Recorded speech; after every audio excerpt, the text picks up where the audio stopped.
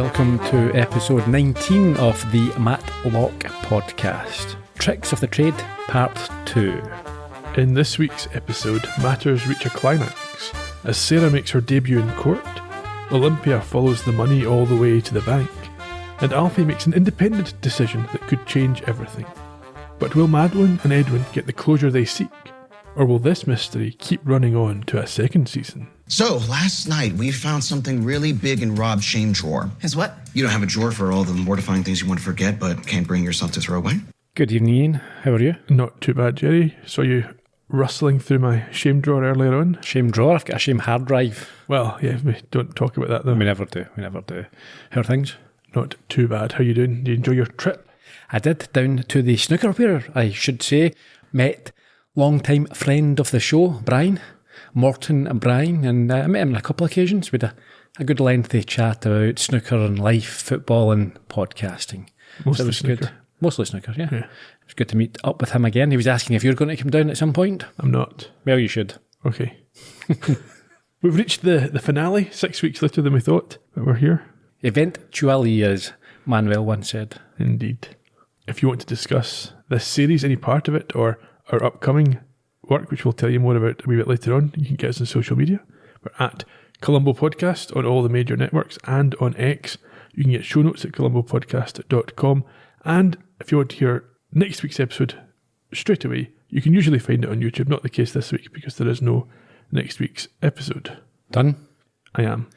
Okay, for one final time this season, let's crack on.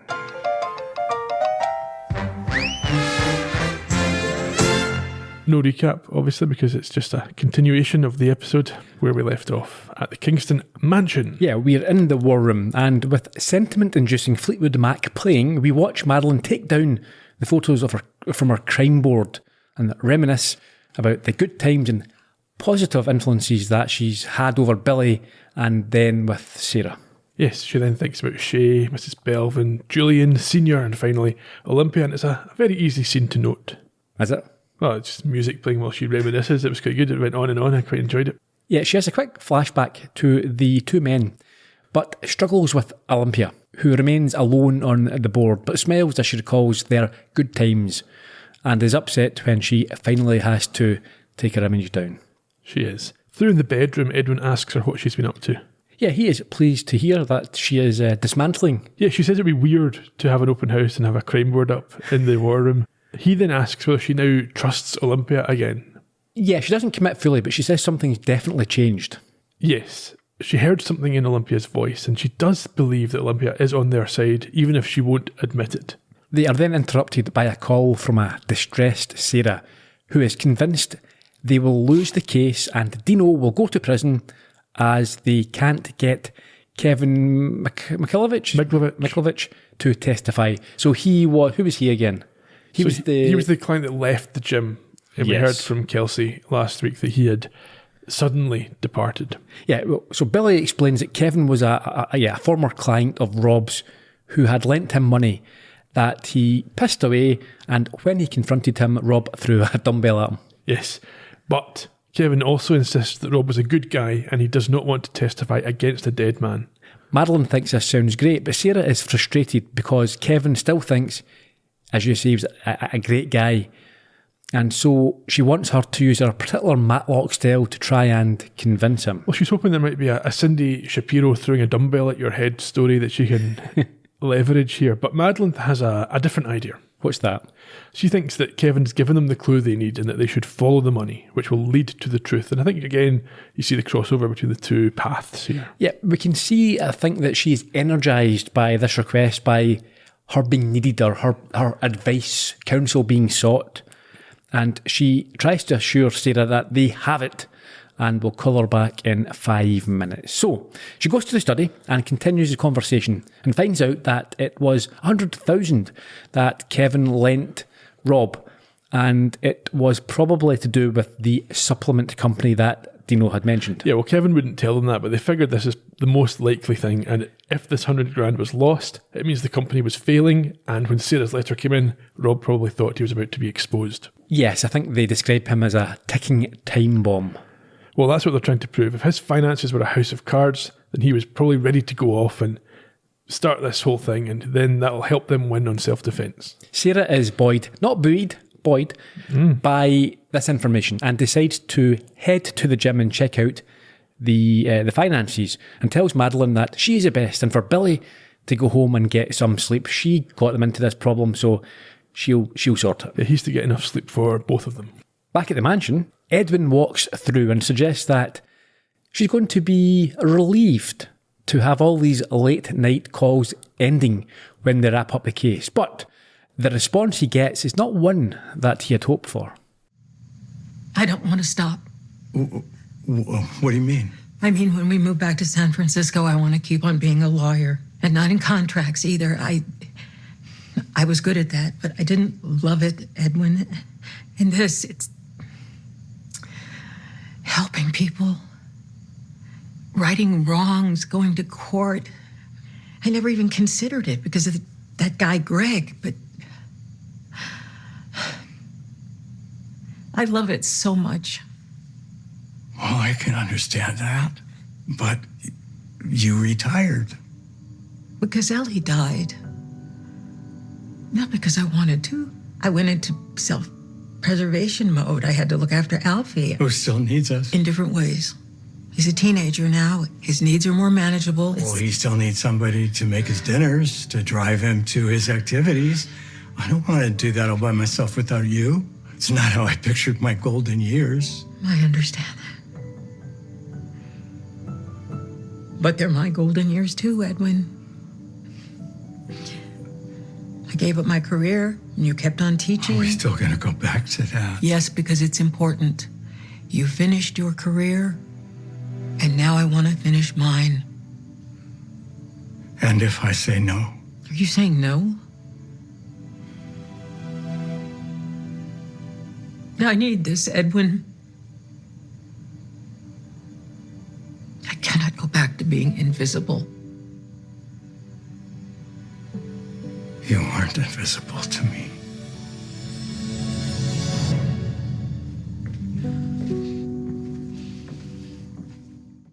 Now, firstly, I think Edwin feared or suspected this was how she was thinking. We saw a few sort of glimpses of his apprehension, I think, before that scene. And I've said before, I enjoy this relationship because it does seem realistic and genuine and authentic.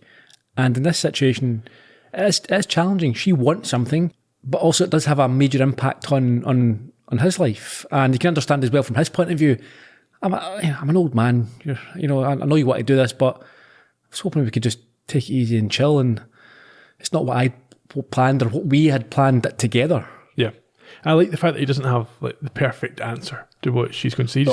He's saying something like, what if I say no? Obviously doesn't mean that he's going to stop her from doing anything, but he just doesn't. Yeah, he can't express how upset he is about this idea. Yeah. I mean, he can obviously, you can say no in terms of supporting her and then saying, well, I'm not going to be just sitting here looking after Alfie on my own, so how are we going to deal with this? Yeah, it's a difficult one, and I can certainly see both sides. A little bit similar, although not as obnoxious as the Columbo episode Forgotten Lady. Was that Janet Leigh? Can't remember. Yeah. I think it was. Anyway, who wanted her husband. She was, I think actually she was only in her 50s, but she was past her peak in terms of her career, and she wanted him to fund a musical production, and he was like, listen, no, I'm an old man as well. We're not doing this. I don't want to put all this money into so she killed him. Yeah. I mean, she also had dementia, didn't she, or something like that? Yeah, but I'm not sure dementia, one of the symptoms of that is becoming a killer. No, not normally. No. I think we talked about that on that particular podcast. If you want to listen to that, where can people hear? Just go back a few episodes in the Columbo podcast to season whatever it was. Yeah. Anyhow, we're at the gym in the office. Yeah, Billy shows up despite having been sent home by Sarah, and it gives her a bit of a fright. And I like this again. This is we're showing how strong the relationship is and how much they think, or certainly Billy thinks of Sarah. Yeah. Yeah, he claims to be there just to avoid calling Claudia. Yeah, this slightly irritates Sarah, who goes into a bit of a rant about it before he cuts her off, saying, like, I was just saying that, I'm here to support you. Yes. Yeah, he passionately insults her, but can't imagine being at Jacobson Moor without her. And I thought this scene was fun and warm. Yeah, and she's genuinely touched by this sentiment. And at this point, they discover, or she's already discovered, and reveals to Billy that there's a locked drawer. That was great, this. Yes, he's got skills that he's acquired from his cop-related upbringing, and he's able to finagle his way into the drawer, but not He says skills, I mean, it's not quite as smoothly as you might think. Yeah, it results in his elbow being thrown back directly into her mouth. Yes, shattering her front tooth. He can't stop staring at this huge hole where her tooth used to be, and she fumbles on her phone for her dentist number, but will not be put off from the task at hand and remarks that she has other teeth. Yeah, a lot more. Again, it shows how, well, firstly, how focused she is in her career, but also I think it's not just about her own success. I think she realises that there, certainly Billy, his career is also riding on it. Probably a bit of adrenaline as well in the incident, yeah. For sure. Olympia's office. Yeah, this must be the next morning, and Madeline's being told that Olympia's made an appointment at the bank with Denise the following day. And she is to play the part of Julian's secretary, with him running late. Indeed. Julian should be there, but Olympia's going to try and get access without his presence. Exactly. Billy and Sarah at this point come in to talk to them, so we can't hear any more about that plan right away. Yeah, well, they'll discuss something that they found in the shame drawer. As we heard. They've written this up and hand it to Olympia, and we hear Billy doing all the talking as Sarah hides her broken tooth by not saying anything. Yes, I think the new line of defence is based on what they found and witnesses. Yeah, they're going to use the prosecution witnesses to introduce this evidence, and Olympia likes it and sends them off to do more work. Well, we should say as well that Billy claims it to be a strategy Sarah came up with herself. Yes, but she refuses to chip in at all. Yeah. Yes.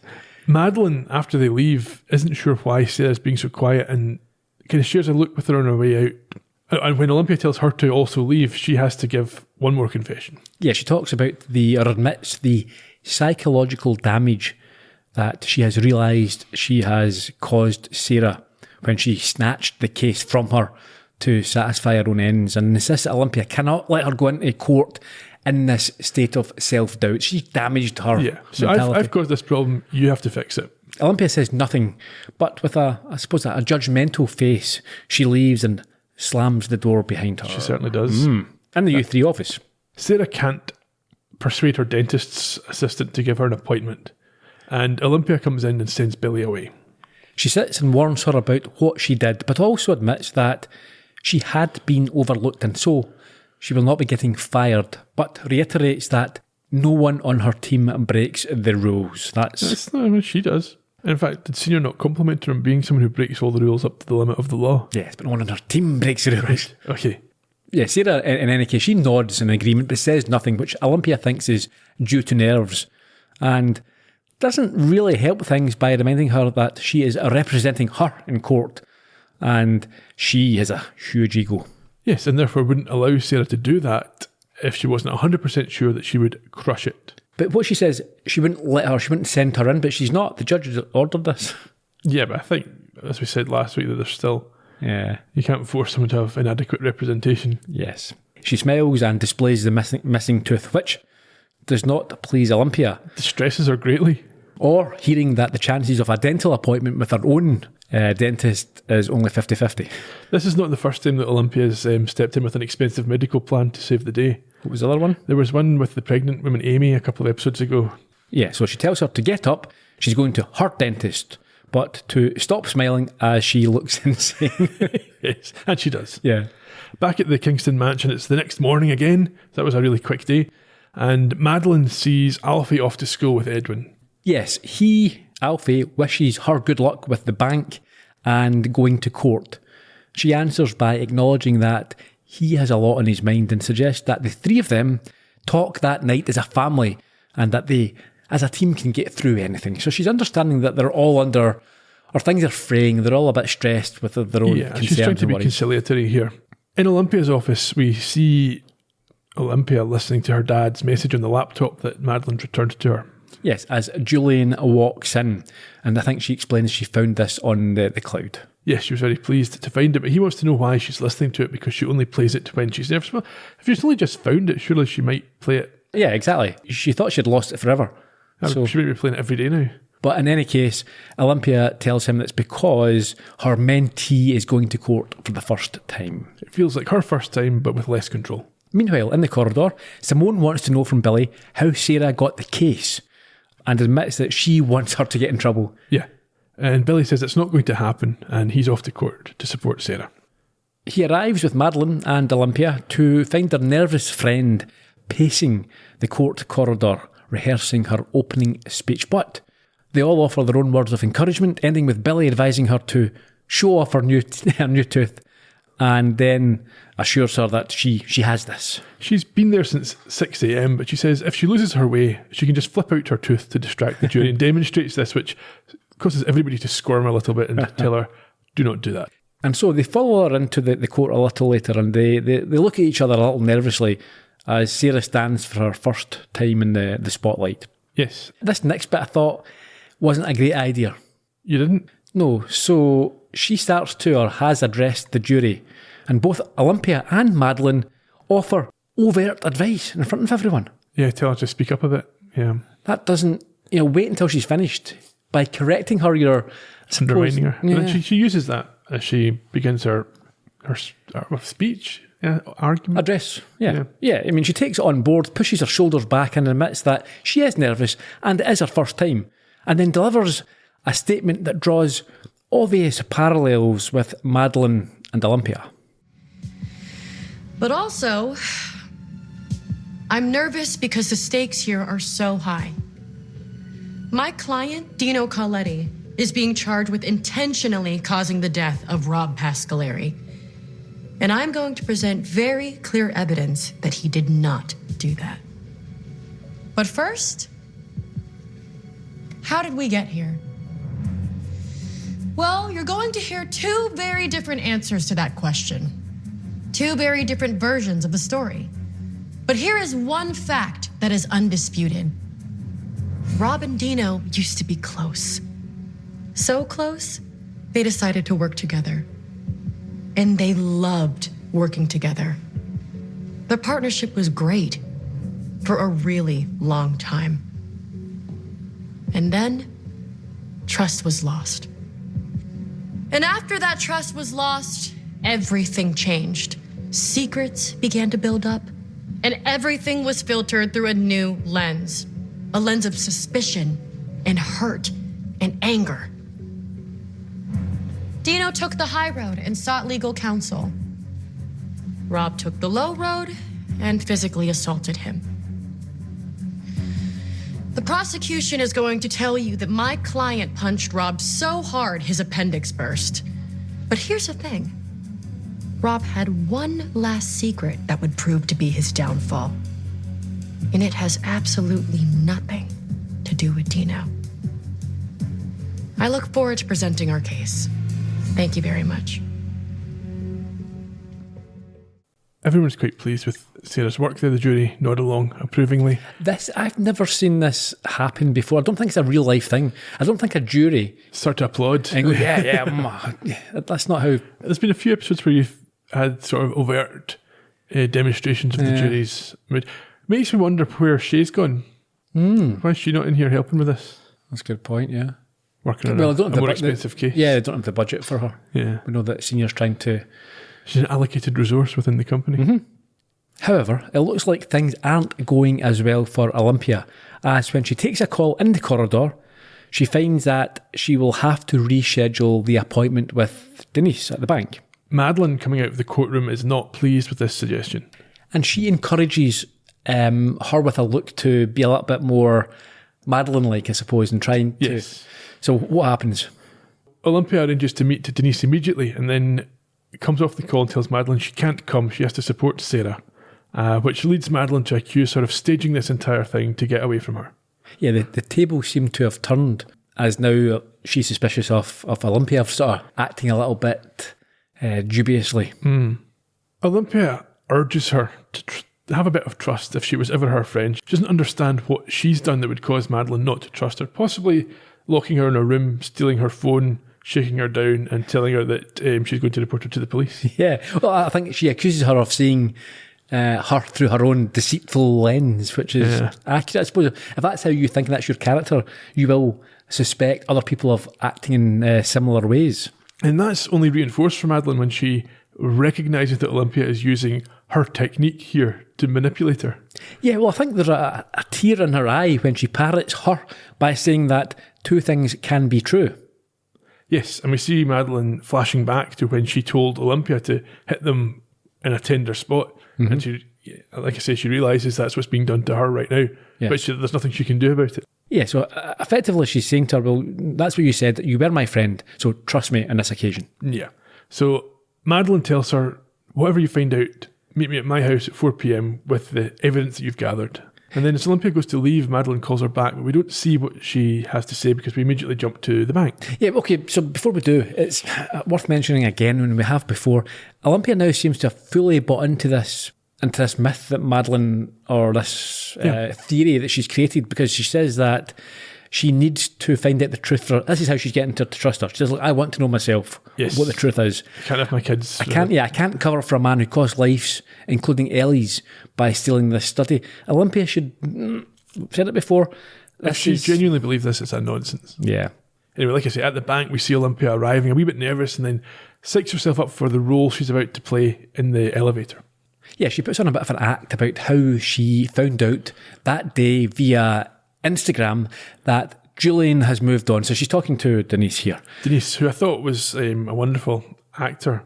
Brilliant, yeah. We'll get to her in the trivia. Yeah. She is sympathetic and relates to this fact that she's getting from Olympia about Julian because something similar has happened to her.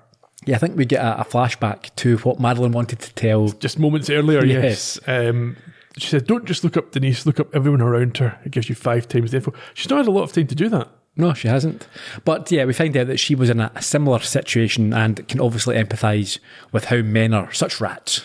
Yes, and seeing that Denise has bought this, Olympia trawls it on a bit thicker with an additional layer to the story, which Denise again empathises with completely. Back in the court, and after Sarah proudly has her first objection sustained, I think that would be accurate. I think if you were if a judge agreed with you, not just your first time. I think in your mind, if you want to be a court lawyer, that's one of the things you practice probably in front of the mirror. Objection. Sustained, and that's you now a lawyer. Yes. Anyway, after this, ADA Dewey has a doctor on the stand explaining why a burst appendix is so dangerous and that if not treated immediately would be fatal, and that a punch could cause such an injury. I mean, and not only that, but this punch could cause the injury. We don't really do goofs, but apparently the punch was on the wrong side of the body where the appendix would be. So yes, I'm thinking where my appendix scar is. It's on the right, and he got punched on his left-hand side, yes. So that should easily be, the defence should easily be able to bring this up and get a medical expert to say, they didn't punch him in the appendix. Yeah, in any case, this testimony seems to knock some of the stuffing out of Sarah. And maybe a little bit. Not as much as out of Rob. No. Over at the bank, we see Olympia tell Denise that Julian has texted and said he isn't coming. Yeah, she pretends to be disappointed. She asks if she could have a peek anyway, but Denise says no, as that could lose her job, but is willing to allow him to give approval by phone after passing some security questions. I thought, remember in the past, Madeline used AI to impersonate Senior to Stuart. Yes. I thought we were going to use the same technique, but they didn't. They didn't even bother. Which is odd, because if this is a personal relationship with your bank manager, one of these high-end boutique banks, you'd have thought that Julian, she would recognise Julian, or at least know that he doesn't sound like an old man. That's probably why they've got the background noise playing and so on. But again, they could have just used, that'd have been a good callback to her previous for sure dodgy techniques. Yeah. Anyway. And the fact that the bank don't even verify the number that she's called to get hold of Julian and things like that is quite lax. Yeah, so who's on the other side? We see that it's Edwin, who has obviously been furnished with the security question answers that Olympia figured out earlier, including the name of Julian's first pet that she got from his mother. Steve or Stephen. Yeah.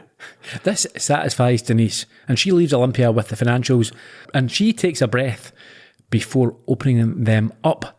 I suppose worried about what she's going to find out. One way or the other. Oof. Back in court, Tina, Rob's widow, is answering questions from the ADA about her home life with him. Yeah, she is giving an emotional account of what she thinks happened and how she believes that Rob murdered her husband after making their lives miserable for months before Sarah gets her chance to cross. Well, before that, Sarah tries to object and Madeline stops her, saying that the jury are going to be sympathetic to this woman and you'll look like a meanie, essentially, if you object to her evidence. But when she does stand up, she firstly has Tina confirm that Rob was feeling unwell for quite a while prior to his death. In fact, he had vomited that morning. He had. Which she assumes was due, Tina that is, to this cease and desist letter that he received. However, Sarah presents her with the documents that they found hidden in the locked drawer. Could you read the highlighted portion of the correspondence between Rob and the company that made his supplements? I've been having diarrhea, nausea, and stomach pains. I take the supplements religiously 3 times a day. Could they be causing these symptoms? And what is the date? February 16th. Approximately 3 months ago. Next one, 2 weeks later. Could you please read it? Stomach is killing, fever on and off. Next one, the following month. You said it was unrelated, but I'm feeling really bad, and it's the only new thing in my routine. And when I stopped taking the supplements, I felt better. Went back on, and now it's 10 times worse. And what is the date of the last email?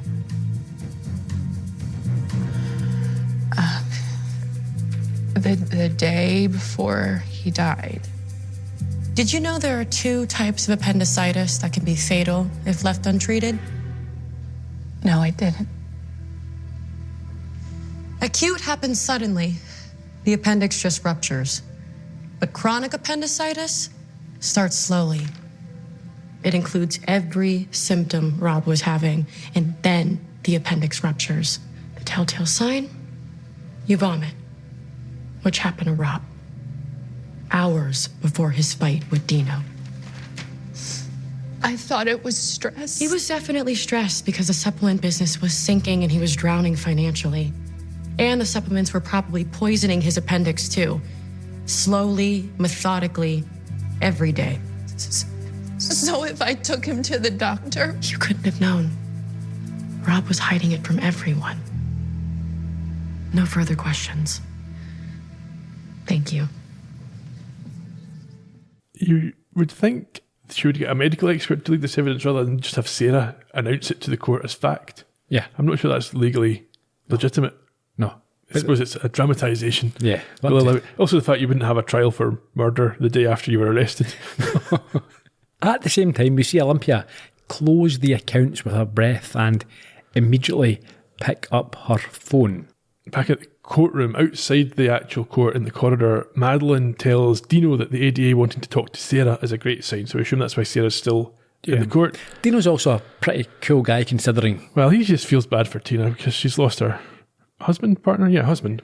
And just then, Madeline excuses herself because Olympia is on the phone. An ecstatic Olympia who victoriously informs her that there was no payout and the money came from the trust, which was authorised by Leela, as he had claimed. She's going to take copies of these documents and bring them to Madeline at 4 o'clock, and she now wants time to build the case against Senior as they had agreed. Yes, and also find out who helped him. So if it wasn't Julian, it must have been... Yeah. Madeline wants to get involved with this, but Olympia tells her she's taking the lead and she will ask for help if she needs it. Madeline smiles at this news, I think, and appears happy that she doesn't have to send Julian to prison. Yeah, but also probably a bit concerned that they now don't have a culprit. Yeah, because if you've built your entire theory on this, then what else have you got wrong? There's one key suspect that they've not considered. Alfie. Belvin. Right. She had access to the documents. Uh-huh. It wasn't being monitored. She could have just said these folk weren't. The other thing is, the only reason they think this document could have saved lives is because Belvin said it did, because they didn't know what was in it. She's the only one that knew what was in it. But Belvin's the one who said that it was destroyed. Why would she bring this up? You're confusing yourself here. No, I'm just saying she had the opportunity. Yeah. And that could be our cover, is the one is. But she's brought it to someone's attention. It doesn't matter. But no, let's move on. The other thing is that, like I just said, it's literally only her word that they have to say that this document was important. Yeah. And the fact it was taken. Okay. But Madeline's adopted that as fact. Yeah, she has, yeah. Which is ridiculous. Of course it is. Anyhow, Olympia tells Madeline that as she's now a partner, she is going to clear out the rot. And Madeline offers to help. Well, like I say, Olympia insists that she leads and will only take Madeline's help. Both of them show physical signs of relief. And Madeline looks over to see Dino and Tina embrace as she apologises for accusing. They're going to get together, aren't they? Well, we'll see. He offers her Rob's half of the business. Graciously, very. I mean, after the accusations were thrown around, calling him a murderer. Well, there's that, yeah. But then, is the business successful? If it's not that successful, what's he really giving her? Half of a failing business or a struggling business? Yeah, I think, yeah. So he says, you can be my new partner, before Sarah emerges with news that the assistant DA has dropped the charges. They all embrace and Sarah gets her credit. So this was a bit presumptuous. They were hugging and high-fiving and all that and Sarah hasn't even walked out yet. Yeah. I guess they sensed it was on the way. Yeah. In the bank, we see Olympia about to leave when Denise has one more surprise for her. Oh, what's this? Does she want to see the safety deposit box? Of shame. Quickly gathering herself, Olympia acts like she was just about to ask. So she is left to open with trepidation this safety deposit box. And we don't know what is in it, but her reaction suggests that it is something of consequence, a little bit like a Pulp Fiction here. You've not seen Pulp Fiction, have you?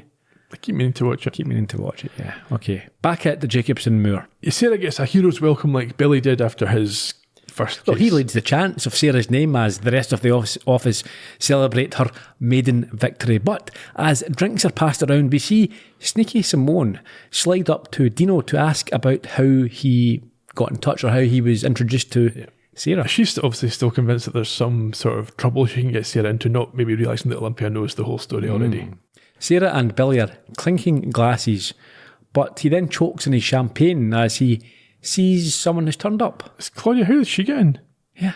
There's like barriers and security and you don't have to go down she would have to be, he would have to be called up, like there's someone to see. Yeah. Bit of a dramatic licence perhaps here. Again.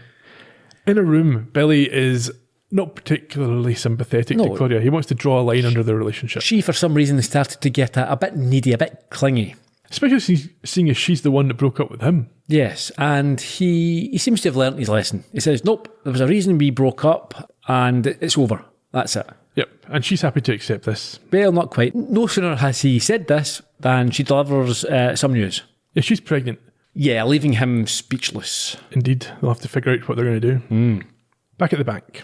A shattered-looking Olympia lifts the contents of the box out just as Julian arrives and asks how What's does he he doing know? there? Yeah, this makes no sense. Unless there's been a tip-off, someone in the bank. He doesn't mention it. But why would he be tipped off? But how would he know? He has to be tipped off. Exactly. It makes literally no sense. Why would he be coming here this day to get this thing? Well, he's been tipped off. Someone maybe at this private bank has given maybe someone else, another employee, has said, "Oh, your wife's here, Olympia's here." Well, why would they assume he didn't know? Yeah, I don't know. I mean, for me, it's a huge hole in the episode. Maybe Senior has asked that if anyone goes into that, he doesn't. Senior wouldn't know that that's in there. He thinks it's been shredded. Julian sounds surprised to see Olympia. Maybe Julian said, if anyone goes into that deposit box, give me a text, give me a message, let me know. So you think he is acting when he says he's surprised to see Olympia there? He's surprised that she's... Unless he knows it's somebody and he doesn't know it's her and he's here to find out what's going on. Potentially, yeah. Anyway, he is quite surprised to find that she has the document out and questions for him.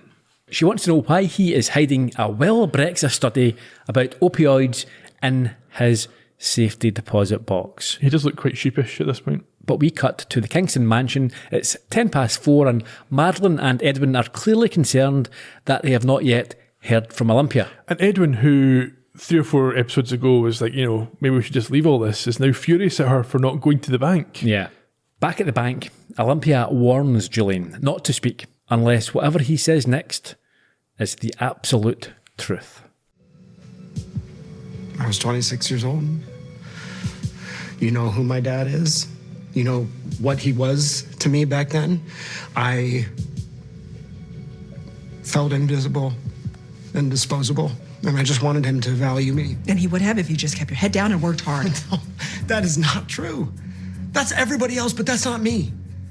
I was starting behind. Come on. Not in the world with him, as he worked his way up, and that's why he respects you. But why he could not respect me. Talk about the moment you decided to violate every ethical, legal, and moral code.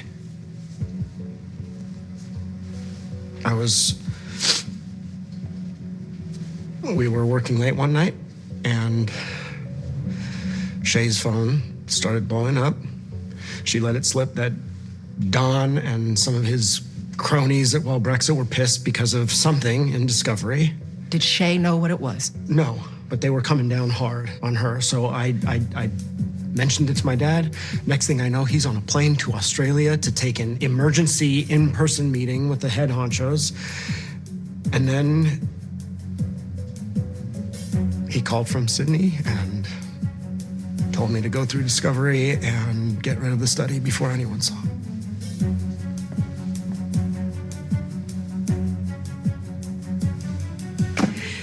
And he orchestrated that fire drill so that you could steal it? How do you know about that? Just answer the question, Julian. Yes.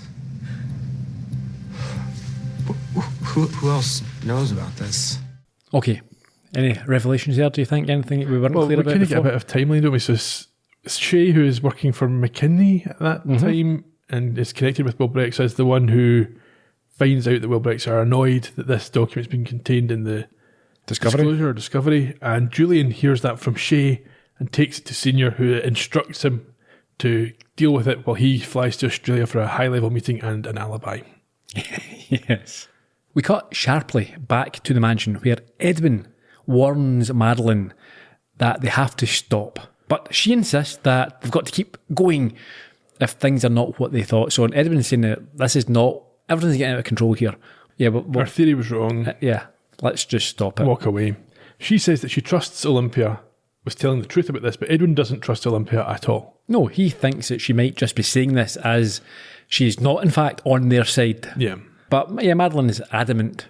At the bank, we hear Julian tell Olympia that the only proof that he did anything wrong is this document. He tells her that he's kept it out of a sense of guilt and shame to remind himself of what a terrible person he was. This is ridiculous. Also, she says that it doesn't matter who discovered it, but it sort of does.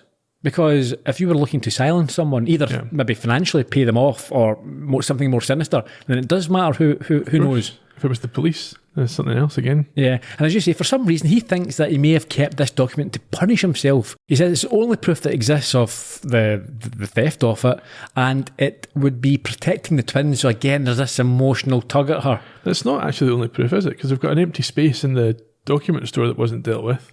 Yeah, we but it's don't know only what proof it was. We yeah. know something has been stolen. Or missing. No, I don't know if it's been stolen. Yeah. Misplaced. Yeah. She, however, recoils in disgust and tells him that they, in fact, need... This is just so overly dramatic. Yeah. That the kids need protecting from him. And he's just like Senior. This is extraordinarily harsh, and... It's insane. I don't feel it's a believable reaction. No. Where's Dad? He's in prison. Why? He took a document. What? Yeah. Oh, yeah. Grandpa told them just to hide that. Must have been a really severe document. Did it tell you how to make drugs? Oh, it's no, marketing. it was a marketing document. Or It's okay, kids. You're safe now. You can't hide any more documents. When are we going to visit Dad? We're not. Why? Is he a monster? Yes. Yeah. Okay. Yeah. If I was Olympia, I would be covering for Julian. I have no issues whatsoever here at all. Well, unless you don't like him. Yeah. Well, then we don't believe that he would go to prison for this. No. So there's nothing to cover for. Yeah. Anyway, he tells her he's now a different person. He would never hide a document. Just so low stake. I don't know. Yeah. 'Cause this is the thing, again, we're labouring this point, but it's all on the supposition that that's one document. When you look at it and you go, all these people have died through the opioid epidemic, and that obviously is horrendous, but this one document has not caused it. It could not have stopped it either. No. And this suggestion that this is the worst thing he's ever did and he doesn't want to be judged on it. Yeah. It's not, literally, everything else you've done is worse than this. Like that time that you were running around with Shay and all those things that we saw you do in the flashbacks where you were horrible to people. Yeah. That's why I probably couldn't be a lawyer. I would definitely be doing stuff worse than this. Yeah. At this point, the actor puts together his Emmy portfolio and delivers a heartfelt speech. I know, it was good. It was good. He also, he's very frantic, isn't he? He tells her, look, I've resigned. If it'll make you happy, he says, I'll stop practicing law. She's like, what do you mean makes me happy? Yeah. It's not about like me You're being... a document hider. Yes. He makes this sort of heartfelt appeal to her sense of family as well, saying, our kids are going to suffer more if I go to prison than living life with a document hider. Yeah, she's conflicted here. Yes. Because she wants to, in her mind, do the right thing, but also doesn't want to damage her family unit. No. Well, we assume. But then she wants to protect them from him. Yeah, and he reminds her of the other side. Like, so she's only looking at his professional facade and tries to appeal to her emotions. Look, I'm the father, the one who tucks him in, who makes them... Stays over and stuff. All that type of stuff, yeah. Again, he tearfully reiterates that he is out and begs her, as you said, not to let him be defined by this, his worst behaviour. That's sort of Facebook crap, isn't it? Yeah. If you can't have me, what is it? If you're the worst, don't have me. I don't know. You don't deserve me. Yeah. So this is an emotional punch that's been packed here. But she knows it's also true. Well, you hope she would know. The twins will be affected if half their family go to jail. Yeah, but they could be saved from a life of document theft. Yeah. Well, yeah, we see her consider his plea, his request to shred to help destroy this document. So we don't get a definitive answer as to what she's going to do. No. Maybe in the next scene. Okay. Back at the Kingston mansion where Edwin is keen to move forward, but Alfie really wants to talk to them because he's done something terrible, he thinks. Yeah, they have an emotional shockwave of their own. So he approaches as they're arguing and, yes, tells them that, I think this is the thing with the laptop we saw last episode where he quickly closed it. Yeah, he says he's done something that's a bridge too far, but it might still be possible to undo it. Unconvincingly, I think he stutters this out. However... They still don't listen to him because the doorbell goes and Madeline says, Olympia's here, everything's fine, don't you worry. Yeah, but it's not Olympia, is it? No, it's not. It's a junkie. It is. It's a man that Alfie found on the internet. Yes, and told him he's his dad. Yes, who thinks he is Alfie's father and wants to be part of his life. This has immediately Rooster from Annie vibes for me. So he was, if you've seen Annie, you know what I'm talking about, pretending that he is a father so that he can milk He's shown up at the mansion. Daddy, yeah. My boy! Yes. So do you want to keep him or do you want to help me support you? So instead of sending Alfie away with him, she invites him in. And like this itself as well, yeah. So she looks around, invites him in, closes the door as the camera pulls out, and it was very much like The Godfather, the end of Godfather 1, where that scene had that feeling to it. And there we have it, yeah. No conclusions on anything. No, which I must admit was disappointing. Now, I know that if you're going to have a season 2, you can't necessarily wrap everything up unless it's a sort of a new story. Which you can do. They've obviously decided not to do that. So it did feel, I'm not going to say a letdown, but I was hoping that there'd be something more. It was a damp squib, wasn't it? A bit of a damp squib. However, that can be rectified in season 2. Well, maybe over 20 episodes. Well, that's the thing, isn't it? Yeah. They've got to stretch this out now. We were promised a resolution, and then a new story. They don't necessarily need to. What they can do is in the first few episodes, wrap up the Brexit arc and then start a new one with Alfie's father. We can only hope. Yeah, I wouldn't want another 19 episodes of Brexit. Oh, can we frame Senior for this? Can we oh. So, I mean, we were talking earlier on. So a few weeks ago we thought, okay, they'll, Senior or whoever it is will be the guilty party, and Madeline and Olympia and maybe Sarah and Billy can set up their own law firm and we can have hijinks and fun and games with them. That's obviously not going to happen, certainly at the beginning of season 2 or at all, because how she's treated them. So I'm thinking that what we might have here is Olympia not destroying the document but telling Madeline that they have to work together to bring down Senior. So that's how she stays there at the firm. I think that's a folly if that's how they go, because the idea that Senior being brought down would have any benefit to anyone other than personal satisfaction. Yeah. We even know from the timeline that we've been given here that Senior didn't instigate this to cause more opioid death. He's just, again, protecting a client. But if you examine what we're told happened, it's not Senior who's instigated this. It's Julian who's gone to Senior and said, this is a problem, can we fix it? Well, he's not said it's a problem. He's only passing on what Shay said was a problem. Yeah. But Senior's reacting to that information from him. Yeah, but he's trying to get the approval of his father. So he's saying, "Oh, look what I heard, Daddy," and then he's went, "Okay, this is a problem. You do this for me." Yeah. So if Senior had said, "Nah, don't worry about it," then that's fine. Julian is not saying himself, "This must be hidden." He's just passing on the gossip, passing on the news to curry favour. Yeah. I'm not sure it's the crime of the century. No, we've said that. Let's not labour it, but yeah, don't really care.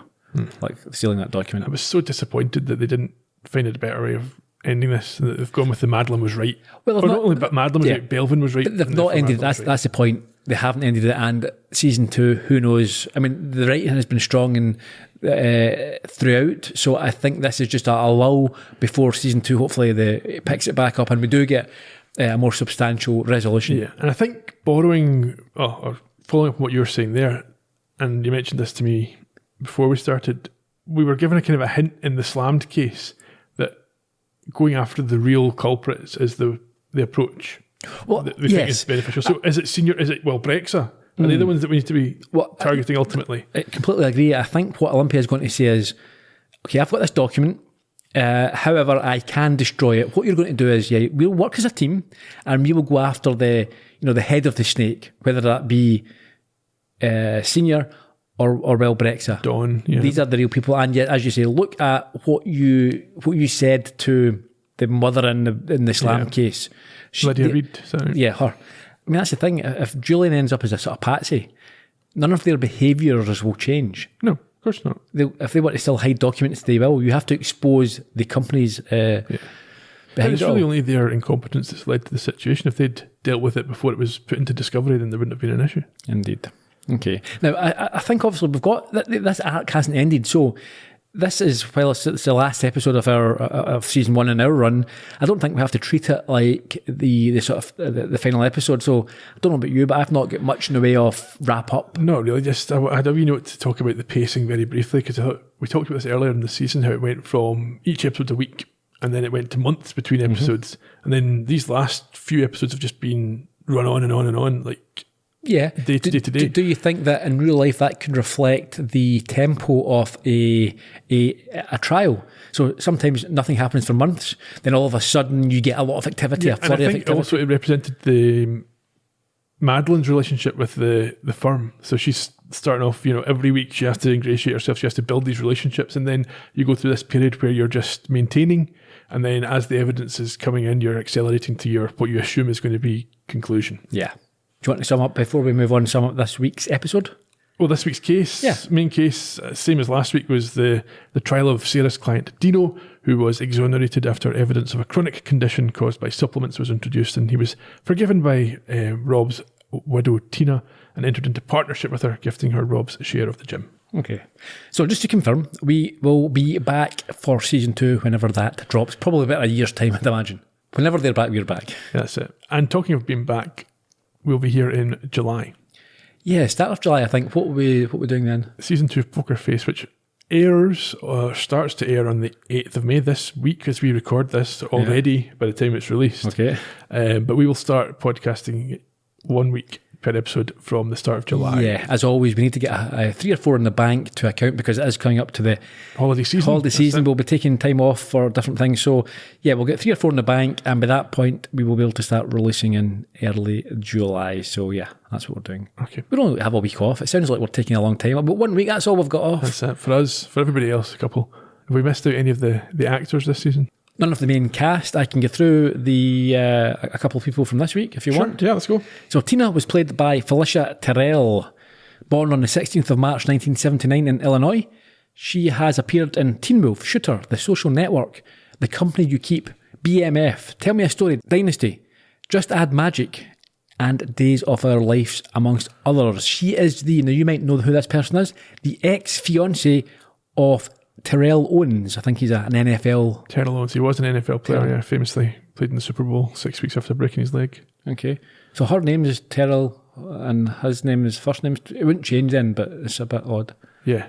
Coincidentally, she had previously, I think, when she graduated, worked in big pharma sales. There you go. A.D.A. Dewey was played by Ariel Elias. Born in New York City, he has appeared in The Hunt, Snowfall, Wyatt Earp and the Cowboy War, The Chosen, SWAT, and The Blacklist. And finally, Do you remember Denise the banker? Yes, she was brilliant. I thought that was one of the best performances of any actor in the series. Amazing. Unfortunately, I don't have to talk about her too much other than say that's Kat Coiro. No. Yes. Unbelievable. Multi-talented, obviously. Clearly. Front and behind the camera. What about trivia? Do you have anything? No. I've got one piece. We mentioned it before, I think. I'll ask the question. The exterior of the impressive Kingston mansion is, in fact, Parkwood Estate in Ontario.